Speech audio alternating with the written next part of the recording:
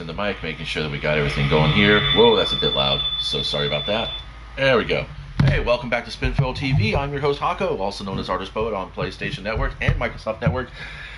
I don't cross-save in Destiny because I'm a provincial?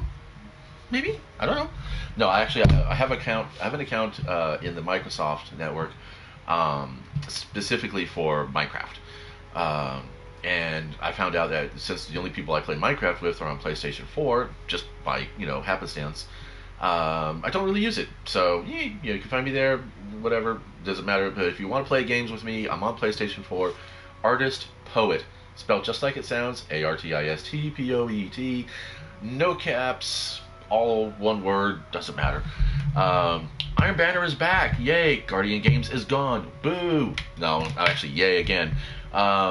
So I'm on my Titan, and we are going to Valor for the Taking. Nice. I'd like Glory for the Taking, so I can get my Dragon's Breath quest on the whatever. So Titan, come on. Titan does not have shell. Titan. Okay, so we're gonna go to the tower and we're gonna see what's going on. I have not logged in at all today yet. Oh wow! Whoa! Whoa! We have Warmind stuff at Mars? What the hell? Oh, there's something over here at the moon, too. I don't play Shadowkeep. I did not buy it, Shadowkeep. This is the Flashpoint. That's cool. Or is this the Flashpoint? This must be the bunker. Yeah, this is the bunker. Daily Bunker Buster. Last 3 weeks I've been really kind of disappointed because I was unable to complete the weekly Strength in the Warmind bounties. There's two of them, as you know. I got the Legendary Lost Sector one done pretty okay because you can kind of solo those. You don't really need your full fire team for it. Although I did have my buds with me a couple times, but it was like getting the it's the Flashpoint. Getting the why does he got stuff there? I don't remember that emblem there. Things have changed. I don't like change. Stop changing shit. Getting the public seraph events taken care of was a bit of a struggle. It seemed like anybody who was there performing laurels or bounties, and then once that was done, literally they would just bail the activity. And that's why I'm like, events like Guardian Games are just so shitty. Because I'm compare and contrast. Sparrow Racing, if anybody's been around since D1, towards the later part of Destiny 1, there was Sparrow Racing, and there were bounties involved, and there were things like you can go for achievements and things like that. And if people bailed out of a match in Sparrow Racing, like with Crucible, the better your chances are of taking first place, to be honest. So I had no problem with somebody saying, "Yeah, I got my bounty done," and then popping off the list. It was I'm going to complete the race because that's who I am, regardless if I complete a bounty or not. I know in the past on videos I've joked and teased that, I got my bounties done, and it's like been 1 minute into Crucible, and I'm like, but I don't. I complete the match. I have fun. I goof off and do my own thing, but for the most part, I still complete the match. I still try to get the team win. So that's a bummer. But anyway, so with Guardian Games, it was about the fact that everybody is in competition in this game anyway. This is a very competitive game. I know lots of people say it's really not. There's no way that Crucible can really be counted as competitive because it's not balanced properly. But that doesn't, just because the mechanics aren't balanced and the activities themselves do not feel competitive, does not mean that the players you have around you are not competitive. So when you get an event like Guardian Games, people are going to be climbing all over each other's backs to try and to get everything taken care of, and because there's no shared kills. There's no just because I put half a clip into a boss or into an elite, and I'm basically reloading my gun or switching to a new gun to finish him. or even trying to get close enough to do the finisher, some Timmy Two Thumbs behind me who's been camping over my shoulder the whole time just pops off one little round, and there he gets the kill credit. It's infuriating to me, but it's not something that I don't. It's not like I don't return the favor and just do cleanup kills behind him for the rest of the game. So it's only specifically him. Yeah, I'm not proud, but it makes a point, and I know I made my point when at the end of the match or back in the back at the spawn, if we happen to spawn together, they will repeatedly melee me for kill stealing them, and that's fine. That's not as good as hate mail, but it works. So yeah, Guardian Games gone. Thank you very much. Don't ever want to do that shit again. Really, I only play the Hunter. I've made a Titan because back in Destiny 1 I did main a Titan, so I know how to play Titans. But really, she was only there to kind of help out with securing some gold tier materials at the start of each day. I really didn't do too much with the character in as far as the medals are concerned. Basically, I focused on getting the gold off the bounty medals, and then I went ahead and tried for gold on one of the two activities and just kind of ignored the second one because I didn't feel any value in it. And honestly, this whole event, I've yet to see any of the value in it. There wasn't anything that was like truly loot specific and worthwhile. I mean, everybody kind of is happy about the heir apparent. I mean, I played with the super good advice, and I played with the original Thunderlord, and I played with a lot of really good SMGs in Destiny 2, Year 1 and Year 2, and I mean, the heir apparent is fun and all like that. It's a nice little gimmick, but it's really not something that. Let's see what she's gonna say. Put the volume turned down a little bit. Sorry, there are no items here for you. Huh? What the hell? Huh? Maybe because I slacked off yesterday with the Titan. Okay, so yeah. So will I play the Titan through Iron Banner? Yeah, what the fuck, why not? A mod's a mod.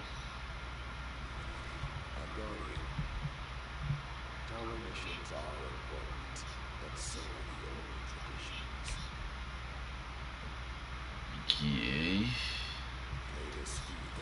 This looks like I probably will not be getting much done on the Titan. So let's go plop. I'm pretty sure most of the gear that I've got on this character is just whatever they earned. Parcel of Stardust is Inspiration. Okay, so we're gonna go ahead. That is actually hers. These are all actually hers.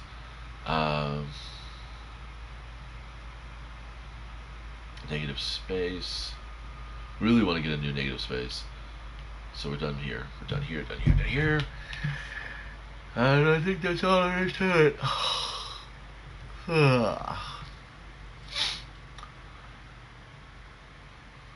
Let's go take a look at the ghost shell. There's the lion shell. Oh, kind of messed up. I want to put the Black Armory weapons in here. So, yeah, back to playing the Forges the way I like to. Back to playing Gambit the way I used to enjoy it. Because with Guardian Games, it took an activity that was hot for a little while, and then it's kind of like died off and became such a niche little thing that it was okay with me. I was grateful that it was. Yeah, it took an activity that I enjoyed on a personal level, just as a kind of a thing to get in and do it, and I'm done in less than 20 minutes. I don't have to invest afternoons to farm for things because I have a lot of stuff already. Was it the shell? No, the shell's not doing. Maybe it's the mark.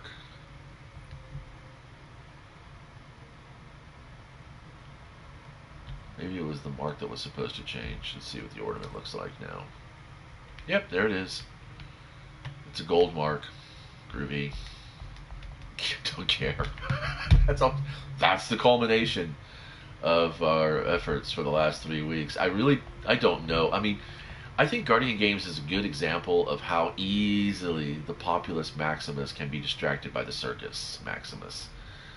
The populus majoris? How I can't remember how the population can be distracted by spectacle, and that's a shame. That's really a shame. And I got caught up in the hype too. I didn't get so far into it that I resurrected my warlock. As you'll notice, I don't have a warlock. I got rid of it. I just don't play them. Sorry. I might make another hunter. I might make another titan. I don't know. I probably won't make a warlock for a very long time until something significantly changes in the game's mechanics, balance, and meta that encourages me to want to play the warlock. It's not that the warlock's a terrible class. It's just everything about the warlock's timing is just not. I don't feel comfortable playing the warlock. It's like, you know how a person can look great in a suit, but they may be completely uncomfortable and miserable in that suit? That's me in warlocks. I do great in warlocks, playing warlocks, but I feel I feel out of place.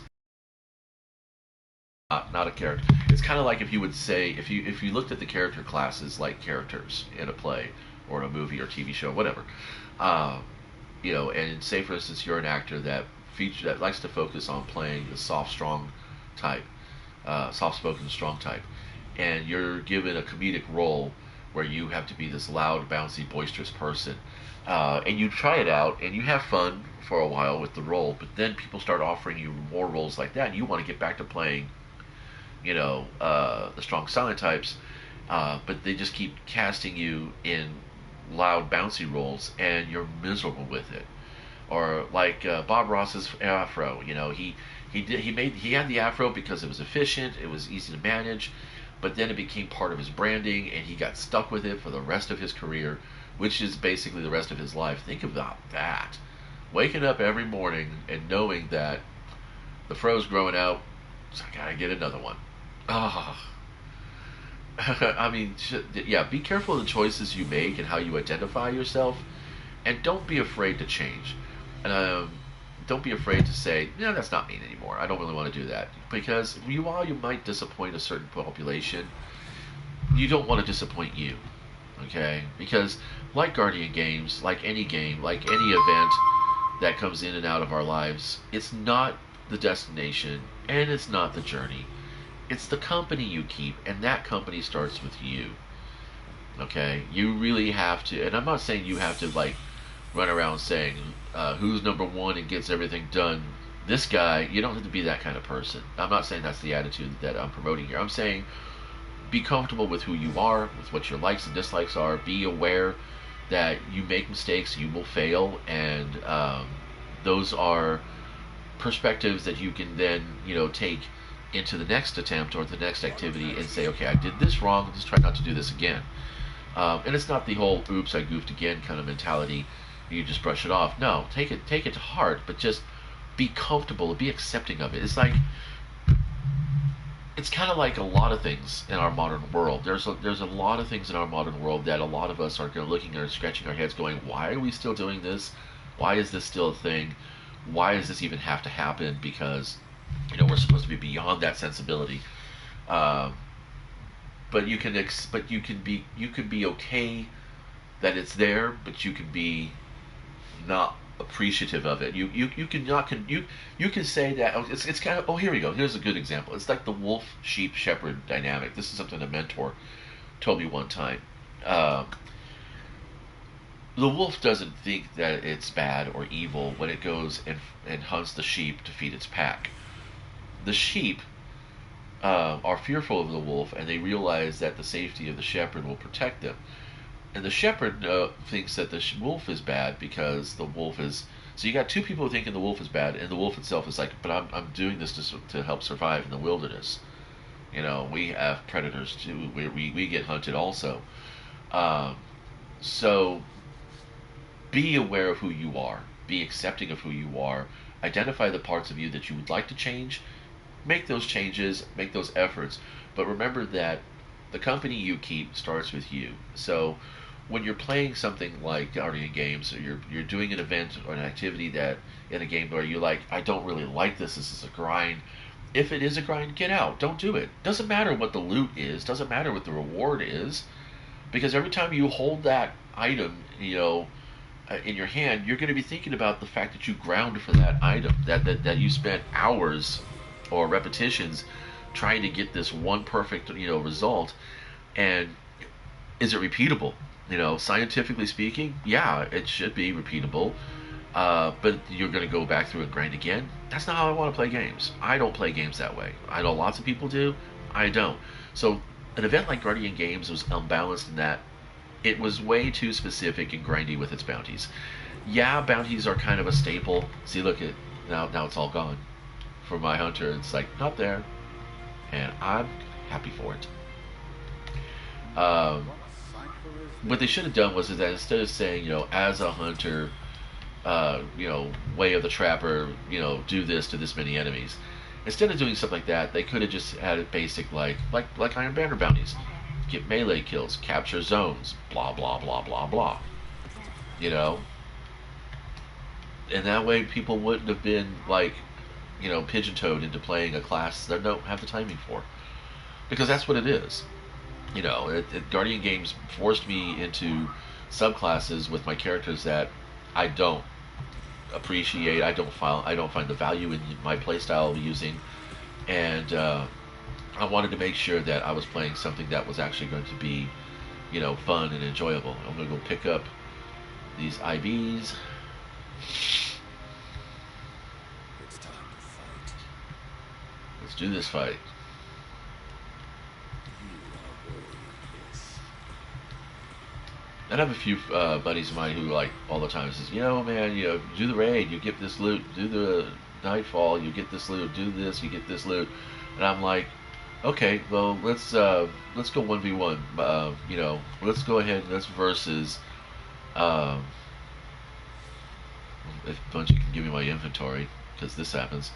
Let's say my blast furnace versus your summoner. Or better still, my my 7th Seraph carbine versus your summoner. I cannot tell you how many guardians I destroy who are running around the map with summoner. And I don't know how they got that gun, because they die. Yeah. Oh, almost forgot. It's a new week. It's a new day, and I'm feeling good. Waiting for the map to load. Come on, get it up there. I'm gonna get some coffee while this takes.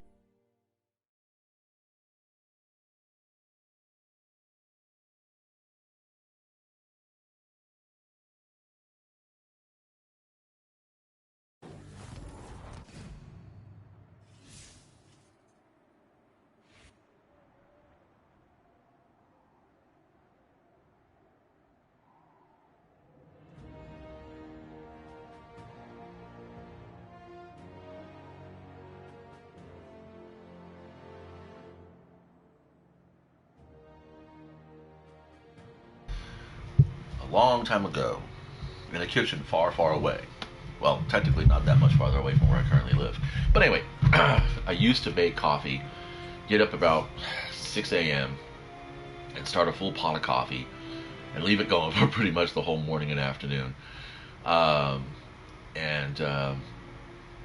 it was good. It was okay, but it was crap. Then someone turned me on to press pot coffees.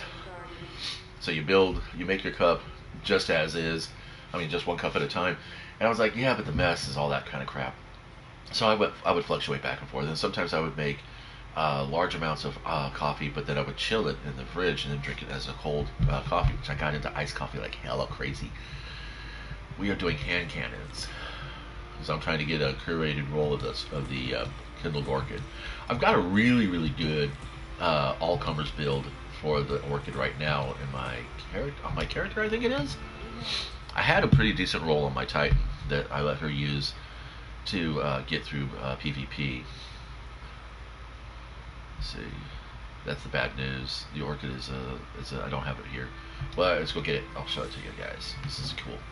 I love the Forges. When the Forges came out, I was like, this is it. This is the activity I've been waiting for Destiny 2 to bring in, where I could just go in and just murder shit. The Menagerie, believe it or not, I held off against the Menagerie for a long time. And it wasn't because of the mechanics. It was just, I don't know.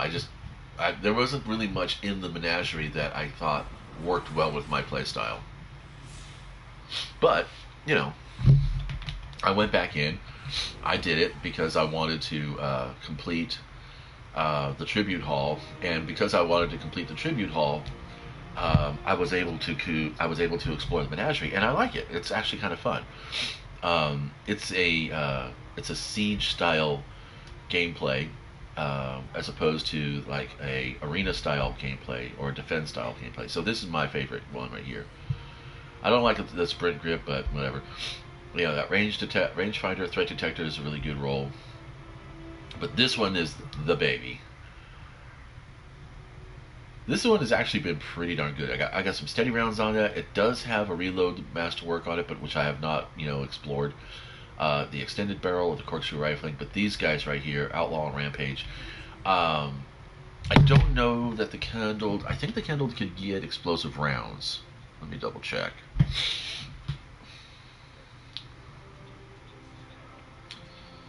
Hold on a second.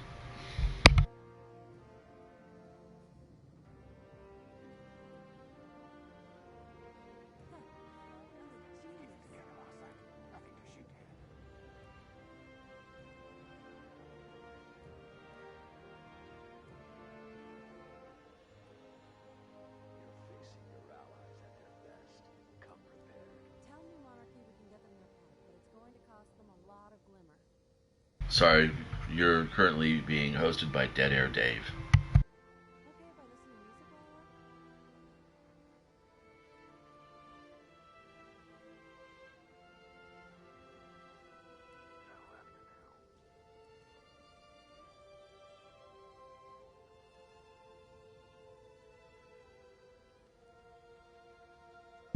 Alright, so this is the live stream, so I can't really I don't have a way to do frame in frame, so you can't see what I'm looking at here on my phone. But, oh, it's under maintenance. I want maintenance.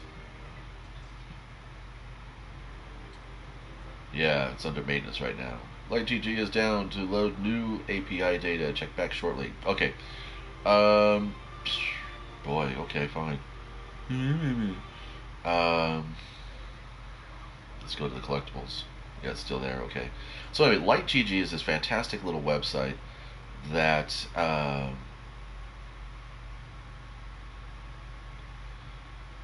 that details what a gun can get and what the curated roles are, and then what the community voted best roles are. And again, don't just run off on an internet build like that. Do experiment and explore, because that's the benefit. That's the beauty of a game like Destiny, is that while I do often feel that the loot table is exceptionally bloated in this game, and that there should be some set roles for certain activities outside of the curated roles. I guess curated roles are that, but there should be a base role, and then you should be allowed to reforge it, either at the forges or with Banshee, or in the activity that you first got the gun in. That would be kind of fun to do that. We did something similar in Destiny 1. There we go. Destiny 2 database, Destiny tracker. We'll go there. This should give me the same. This talks about the perks. It talks about here we go, active perks. Drop mag, kill clip, and rampage. Those are the ones that everybody likes. Here we go. Here's the perk table. So yeah, she can get explosive rounds, explosive payload, and so I would say for PvP, I would want to get quick draw, explosive payload, accretized rounds, and then I'd probably want to go with extended barrel. Maybe something a little bit more snappy though. It depends. It depends. It's a 140 rate of fire hand cannon, and it's really fun. Now I am going for the curated roll, and let's see, that's going to be.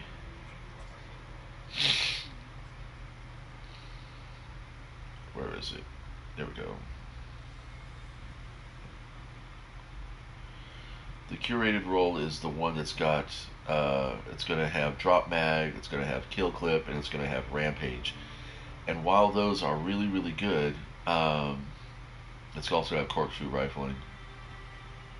I guess that corkscrew rifling would be the better. This is actually pretty darn close to to the curated roll with with the corkscrew rifling and the rampage. I mean, I would rather have outlaw just because it improves my reload speeds.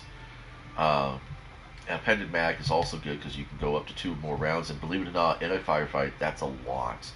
So you get your choice. If you've got a long engagement, stability or appended mag, both of them kind of do help with range. I would say this is the better of the choices. I like steady rounds. And then of course you have the reload speed, which honestly counteracts with the outlaw. But you can get lightning fast reloads. You'll get lightning fast reloads. She is in the energy slot, so you're going to be scavenging weapon ammo. But it's a good gun. I mean, there's a lot of really good guns here. Swift Rides, the pulse rifle. You got the scout rifle tangos. I've got an explosive payload on this one with moving target. Auto-loading holster and opening shot. That's a really great PvP roll there. Also good for PvE. This little girl, she's got the range masterwork. This one here is probably going to be my go-to most of the time. I should probably... Let me see. What's a good one? Let's do a backup mag. That'll be nice. Oh, yeah, we can do that. But I'm not going to... I do have the Obsidian Radiances. I've been collecting them. Bergusia Forge is where you get them. And I want to hold them. I want to hold off on putting anything like that on a non-curated roll, only because I want the curated ones to be my trophy guns, and that makes some sense.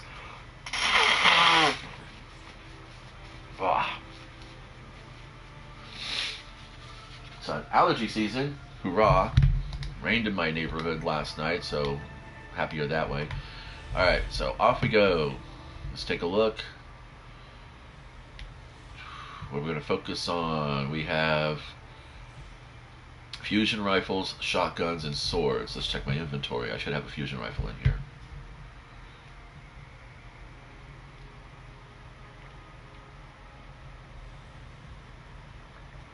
Yeah, I think I'm alright.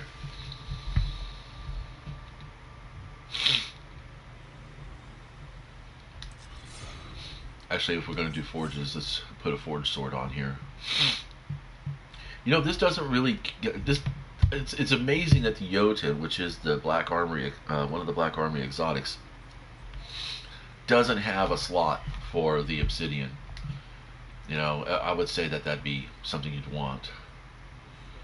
But whatever. I'm not going to be judgy. Come on, come on, come on. Okay. To be honest, I'm kind of stalling here at the tower because I'm waiting for people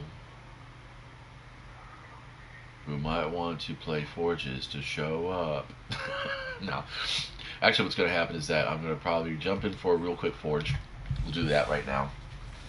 And, let's see, should be Volunteer today? Might not be. We're super excited to see what Mars is doing, but... Oh, it's Gilfinin! Yay. That's a nice one. I like the Bergusa at Gilfinin Forge is the best because it's fallen. I can go in there with Risk Runner and my Arc Strider and just, sweep.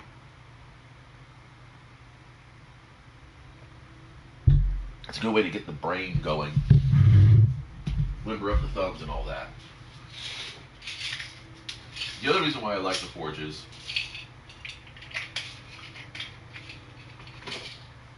is because myself, I'm an early player. A lot of the guys that I do play with are not.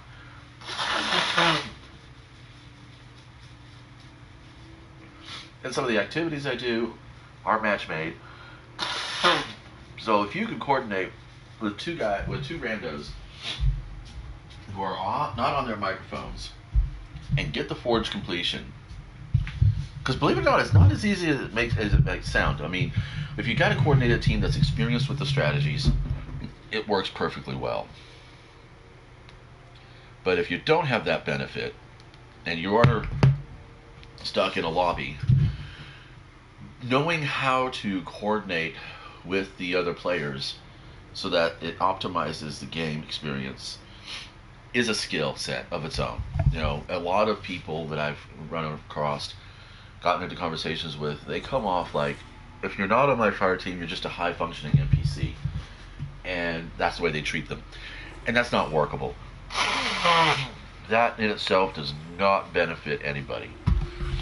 Alright, here we go. I should probably get the risk runner back on. Alright, we're already in the game, and still, yep, there we go.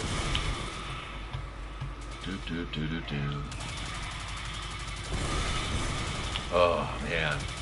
You know, it actually even feels better now that Guardian Games is gone.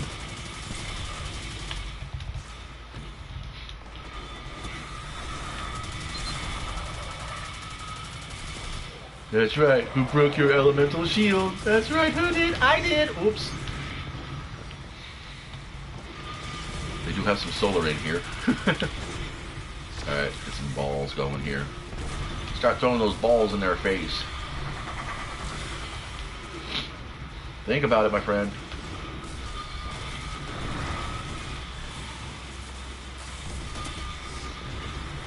Yeah.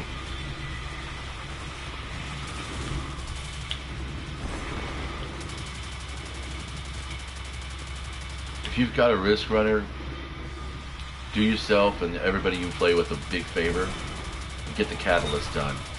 It's worth it.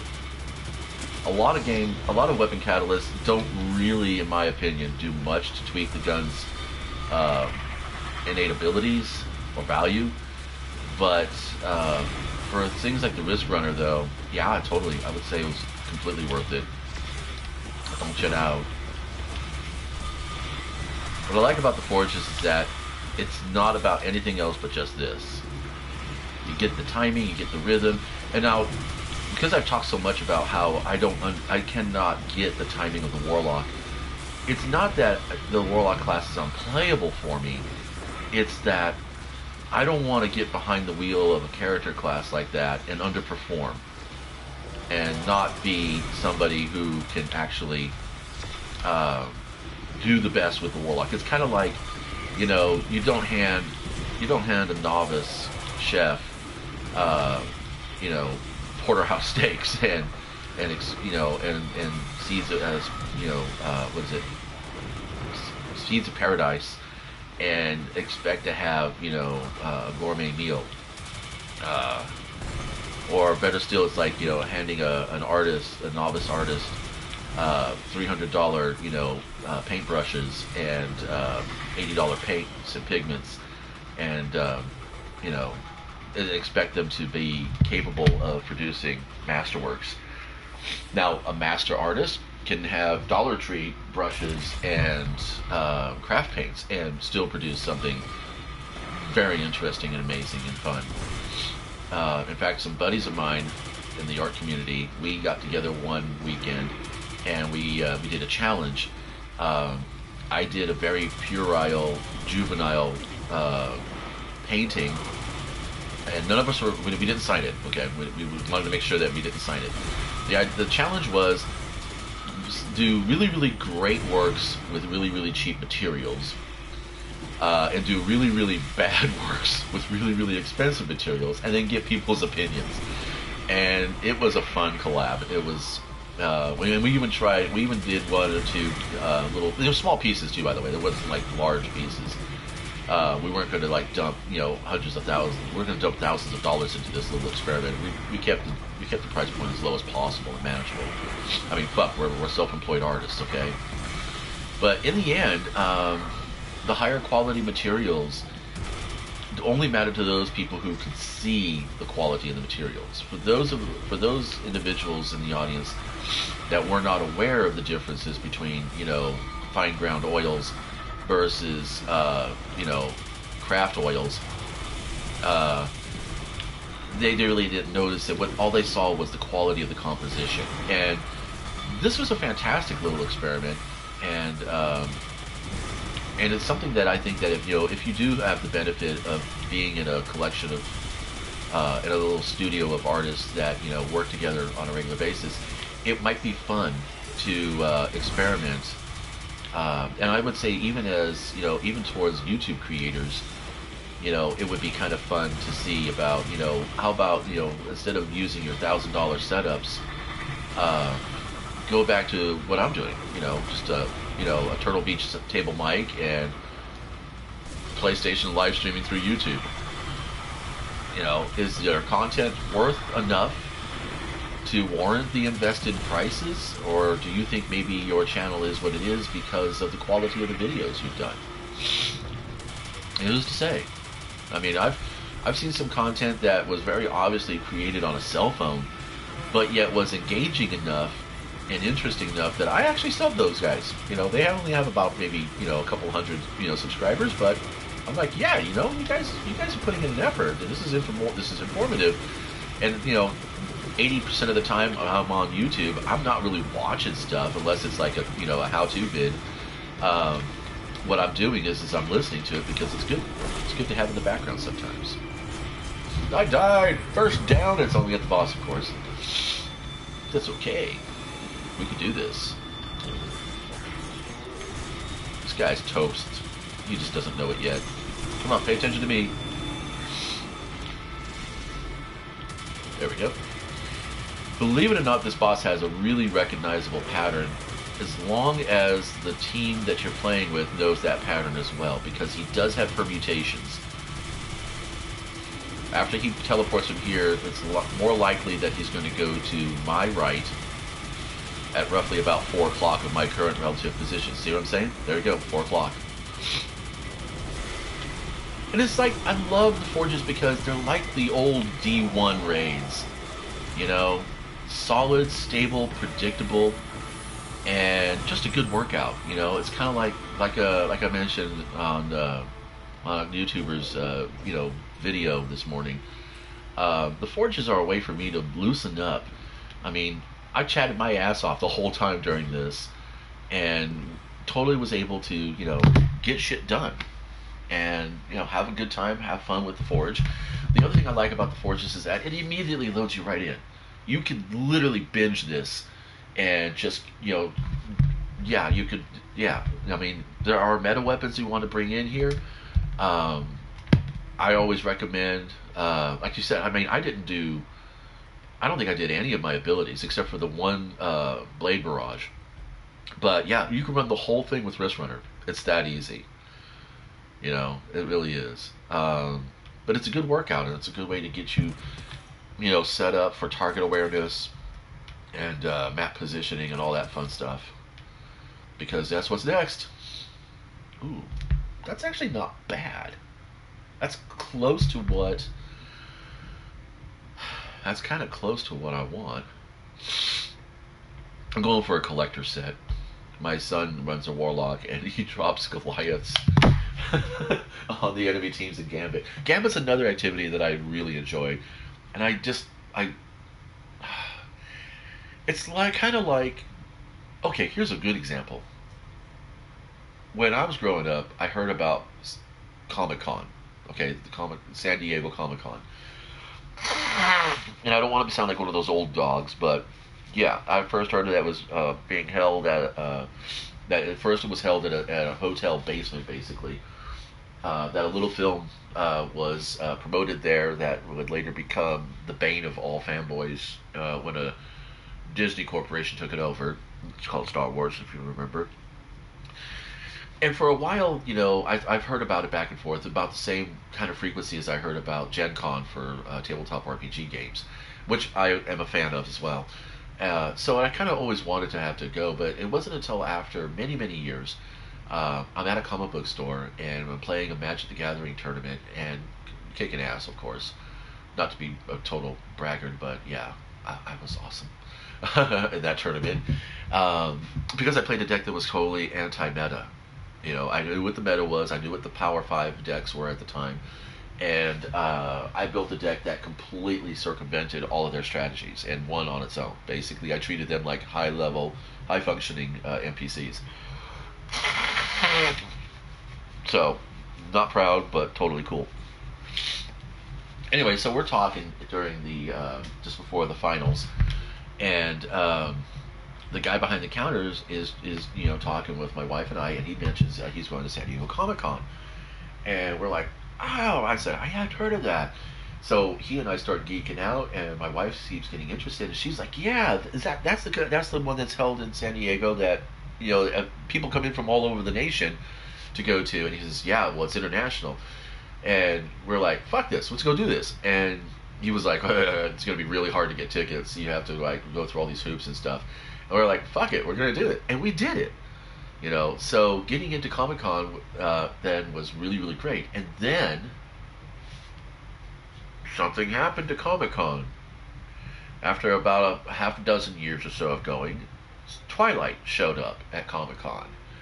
And for the entirety of that series, the one place that my wife and I always liked to get to was Hall H. You can look it up. You might even be aware of it. Hall H was like, that was the spot you wanted to be because it had all these major studios and panels and stuff like that.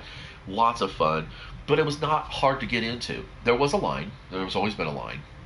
But you rotated enough. There was enough diversity in Hall H that the rotation was enough that the crowd kept moving.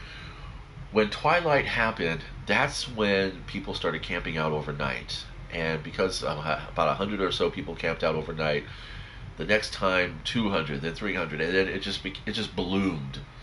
And my wife and I and our kids have even fucked with Hall H since then. We tried a couple of times for some stuff that we really wanted to see, but honestly, when we go to San Diego Comic Con, of course this year we're not, we walk the floor. There's tons of events outside, and everything's fun. So to tie up the analogy here, the forges, the Black Armory forges, the Menagerie, Gambit Prime Reckoning, all of that stuff is kind of like going to Comic Con. You have to have an interest in what's there in order to want to be there. You're not doing it because it's part of a bounty. You're not doing it because it's part of a quest. Because when you drag players kicking and screaming into activities like this, a lot of them are just focused on the one thing they're there for, which is the bounty or the quest. They're not really there because they enjoy the activity. They're not really there because they're maybe farming for a specific build or a weapon. Because if you're there because you enjoy the activity, and if you're there because you're farming for a specific piece of armor or gear, you're going to go for the complete. But if you're there to complete a bounty that is only associated with the activity, because it's got a high density target field, you're not really committed to the complete. Now, I completed that forge in relatively good time. I haven't been able to do that since the entire time Guardian Games has been here. And that's not cool. That's really, really not cool. So I'm going to go to, let's go to Gambit Prime. You got Pinnacle Gear and Gambit Prime. Oh, that's right, because these two are linked. So you get one piece of Pinnacle Gear and Gambit Prime, but actually, no, we're going to pass on that. I'm actually going to stop my whining and bitching, and I'm going to go take a break, get some real breakfast, and then I will reload, and we will actually do some Iron Banner. Hopefully my fire team will be on by then. I know that I have a fire team in the evening that shows up that they'll be pretty cool. Whoops. They'll be good to go then. So I'll catch you all later, and enjoy the game, and enjoy Destiny without Guardian Games.